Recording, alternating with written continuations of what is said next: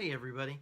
I'm excited to continue our conversations about spiritual formation and developing that spiritual life, developing our life with Christ, being Jesus centered, and having that just real sense of connectedness with God, not just in moments in worship services, but day in and day out. How do we stay connected with Him? And what are the rhythms that we can develop? So, I want to talk about what we call inward practices.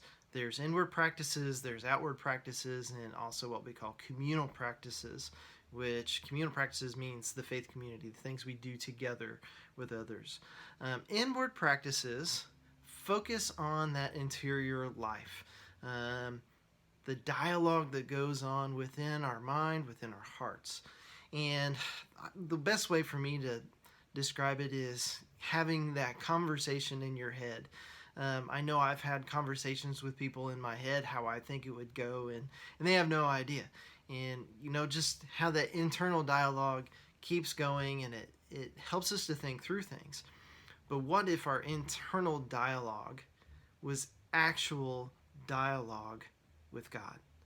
That we learned that instead of just thinking to ourselves and talking to ourselves, what if we learn to talk to God, to listen to God, and have that dialogue, not just us talking at God, but listening and being able to hear from Him as well. So that's what these inward practices are all about. Those would be prayer, learning how to pray. And prayer is very similar. We usually think of prayer as, talking to God. But really, it's just as much about listening as it is talking.